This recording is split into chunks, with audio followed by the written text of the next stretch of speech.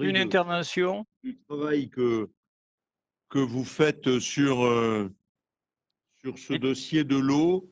Eddy Nous Pugelon. avons notre ami de LFI, Eddy Pujalon. Non, Monsieur le Président, chers collègues, pour une fois, je suis extrêmement satisfait de voir une évolution marquée sur la recherche des perturbateurs endocriniens et des systèmes et des molécules émergentes. Là, pour une fois, je suis satisfait des services de la région. Il ne manque plus, j'ai dit bien, il ne manque Pour une plus. fois, pour une Oui. fois. Non, non, non, Vous non. aurez voté tous Sur les ce sujet, dossiers. écoutez-moi, Monsieur Vous le aurez Président. voté tous les C'est dossiers. sur ce Alors, sujet-là, mon cher, pas sur les autres, sur ce sujet-là. lâchez-vous, lâchez-vous. Je suis quelqu'un de très tolérant, vous le savez, mais je suis prégnant parce que voilà, il y a des choses qui m'intéressent évidemment beaucoup plus que d'autres. Et donc là-dessus, les stations d'épuration, Monsieur le Président, dans le discours, on donne des impératifs aux industriels, on leur met et c'est normal, des prérogatives pour ne pas polluer, etc., etc.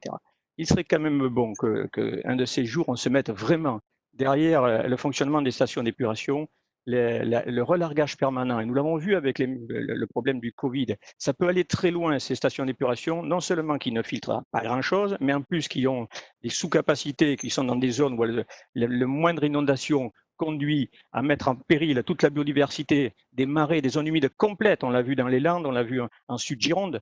Il y a vraiment besoin d'avoir une politique à long terme de sécurisation de ces stations d'épuration.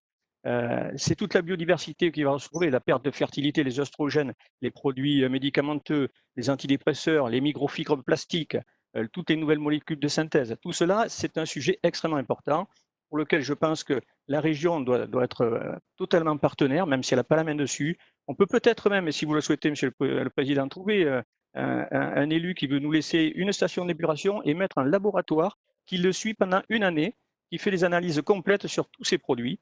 On arrivera peut-être à pouvoir faire comprendre les enjeux majeurs pour la biodiversité sur ces machines-là. Voilà. Et puis je reviendrai tout à l'heure, parce que dans ce même dossier, il y a des dossiers de gestion hydraulique. Il y a un autre dossier tout à l'heure qui concerne les marais Poitevin.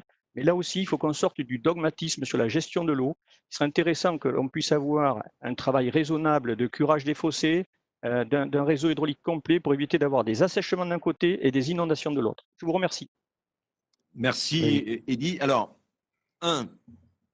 notre compétence, ce n'est pas les stations d'épuration. Je le sais. C'est les communes et les intercommunalités.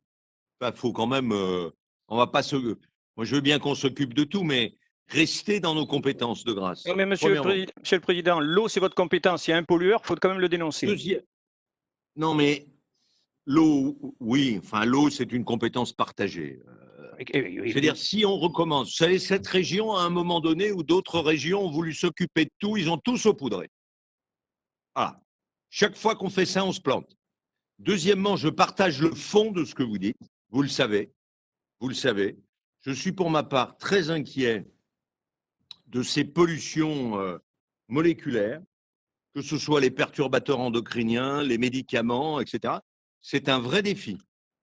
C'est pour ça que nous avons d'ailleurs recruté la spécialiste française sur les perturbateurs endocriniens, qui est DGA à la région, Marie-Auguste. Ça fait 2 fois que je le dis à Eddy Pujalon plutôt que… Voilà. Donc, c'est quand même très important et je l'ai chargé d'une mission particulière avec sa compétence scientifique. Troisièmement, dans l'étude qu'ont initiée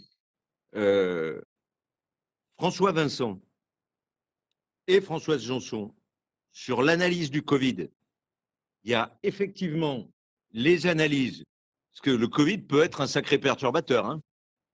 Donc, on va participer à des études européennes, je ne voudrais pas faire bondir certains collègues, mais des études européennes, voire internationales, sur la détection du Covid par l'analyse des eaux grises.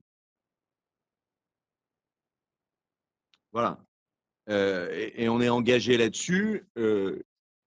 Quatrièmement, on est en discussion avec un institut que connaît bien Jean Dionis, puisqu'il est sur Agen, que la région, dans les années 80, avait contribué à inventer, qui est l'Institut de filtration et des techniques séparatives. Et c'est une commande que j'ai passée à son fondateur, de la même manière qu'on a un certain nombre de startups, mais je crois que je vous avais déjà répondu, qui ont trouvé des dispositifs. Mais le problème, c'est que les flux sont industriels et que trouver quelque chose qui est industriel pour filtrer les molécules et les perturbateurs est extrêmement compliqué.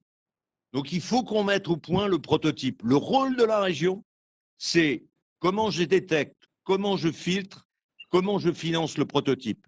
Après, ce sera les collectivités ou les entreprises qui